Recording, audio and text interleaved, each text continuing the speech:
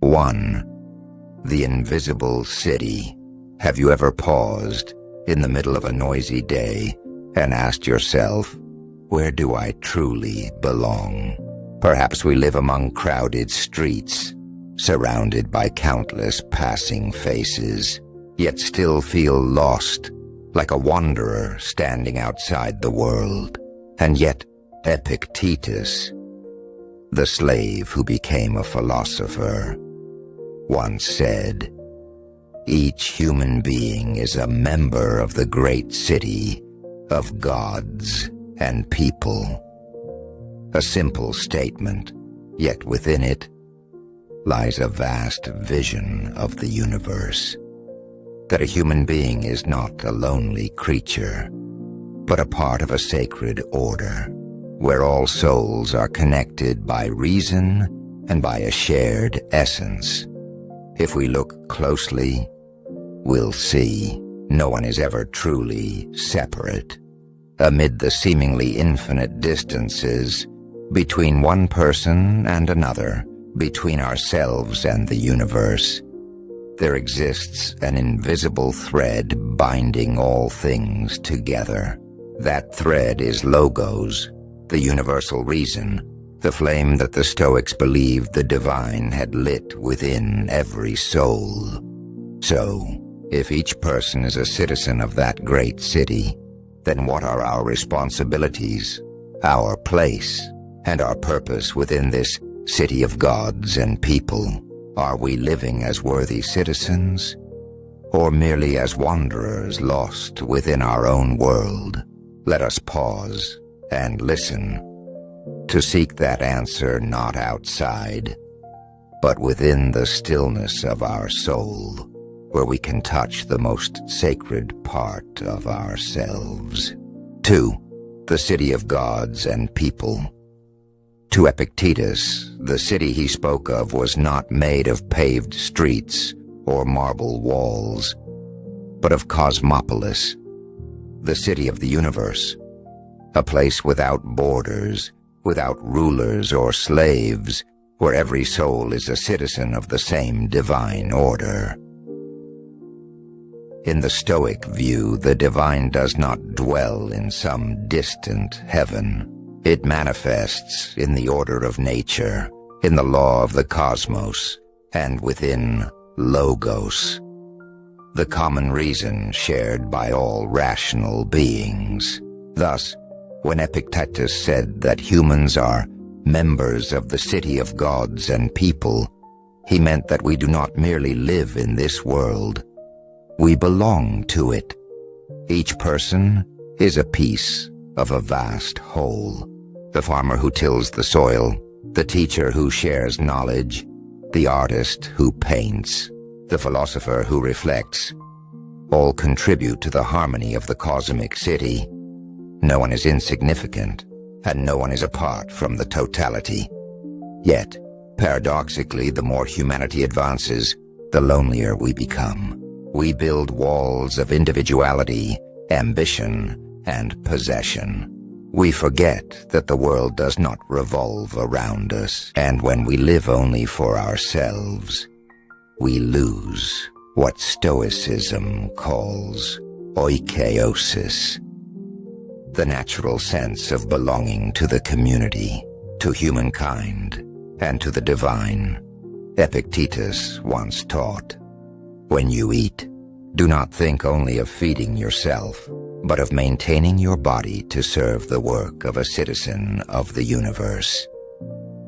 Such a small phrase, yet filled with profound spirit.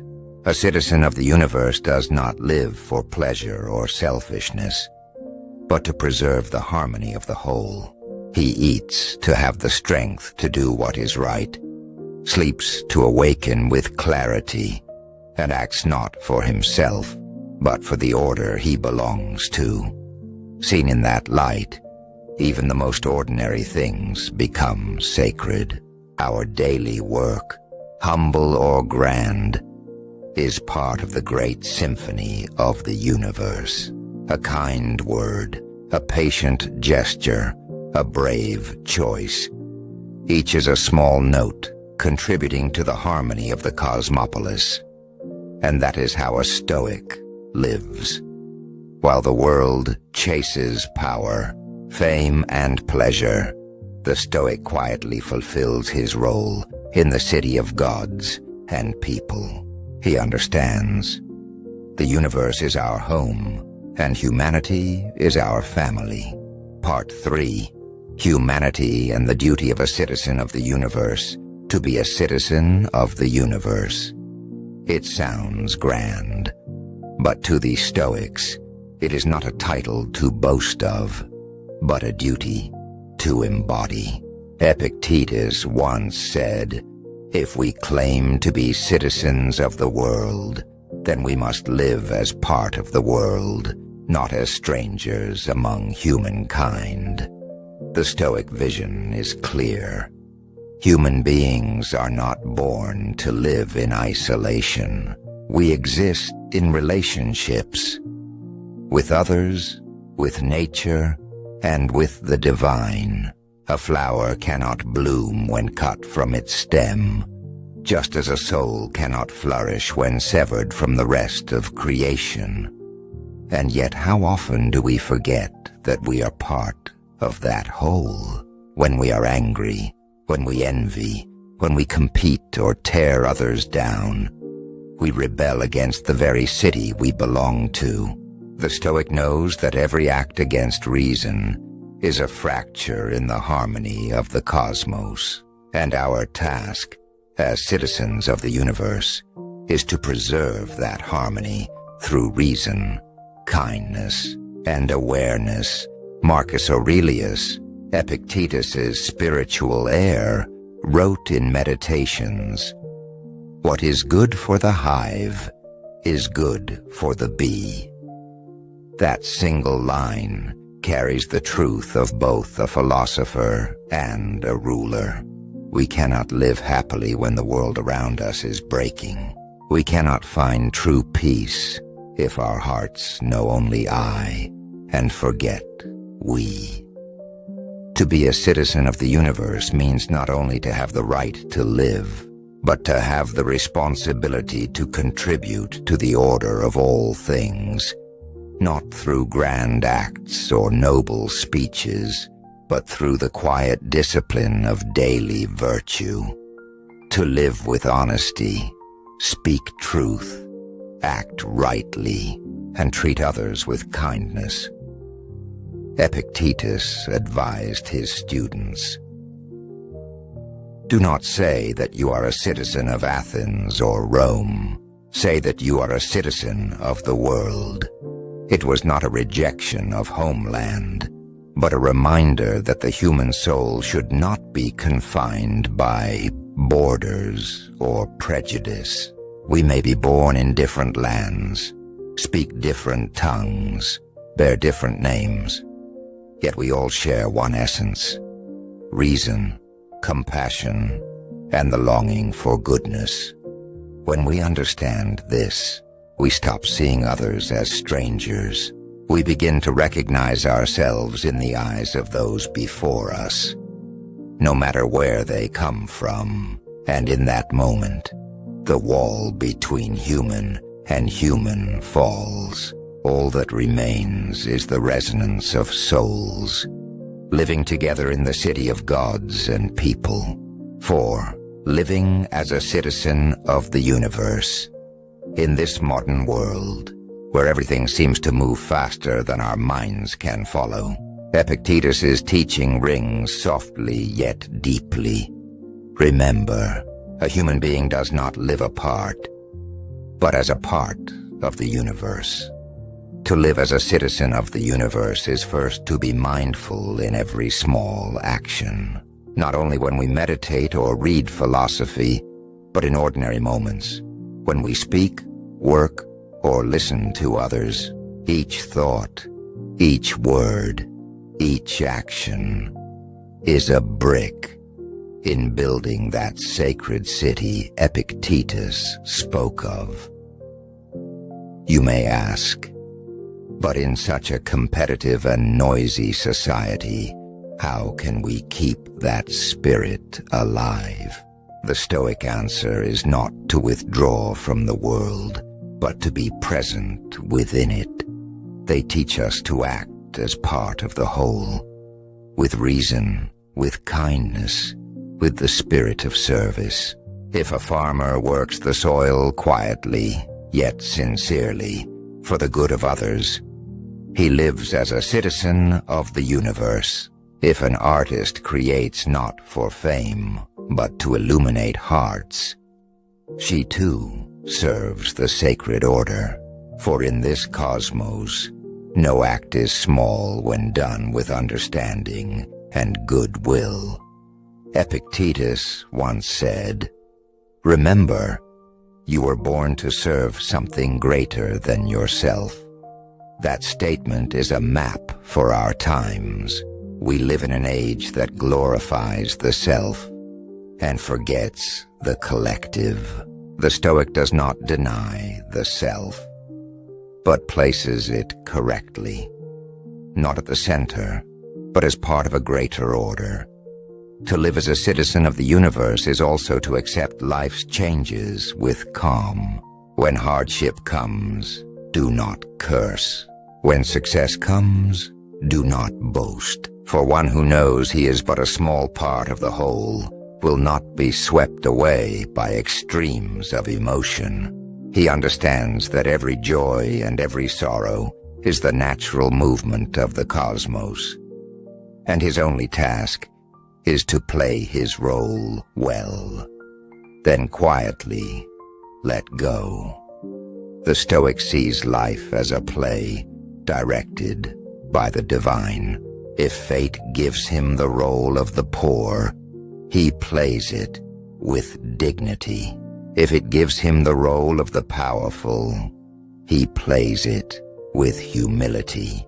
For what matters is not the role, but how one plays it, with the spirit of a citizen of the universe. When we live with such awareness, life becomes simpler, yet deeper. We stop seeking validation from the outside, for we know we already have a place in this sacred order. We stop fighting needless battles, for we see that every soul around us is also striving to fulfill its own part in the universal symphony. That is the essence of living as a citizen of the universe, not escaping life, but embracing it mindfully, humbly, and with gratitude. 5. Returning to the inner city, perhaps the city of gods and people that Epictetus spoke of, is not only out there, among the stars, among the crowds, or in the laws of the cosmos. It also lies within ourselves. Deep within every human being exists a silent city, where reason is the guide, kindness is the constitution, and peace is the eternal law. Each time we live true to the best part of ourselves, we make that city shine brighter. Each time we choose compassion over anger, understanding over judgment, honesty over deceit, we preserve the balance of the universe. The Stoics did not seek salvation in distant realms, but returned inward, for they knew the divine resides nowhere else but in the clear reason of the soul. The universe is not separate from us. We are a part of it, and it lives within us. When we wake each morning and see sunlight streaming through the window, remember that same light touches millions of other beings under the same sky. We all breathe the same air, drink from the same waters, and live under the same laws of nature. No one is a stranger in this world. Only souls that have forgotten their sacred connection to the whole. Epictetus once said, "To be free, understand your place in the universe, and live according to it." Perhaps that is the heart of his philosophy. To know that we cannot control the world, but we can control how we live within it. To know we cannot change the laws, but we can move in harmony with them, like a humble note in a vast symphony. And when we accept our small yet meaningful place, when we live each day with awareness, kindness, and gratitude, we are truly living as citizens of the universe. Citizens who need no nationality, no title, only a soul that seeks goodness and a heart that beats in rhythm with all things. Citizens of the universe. They are none other than us, when we quietly live true to the best part of being human.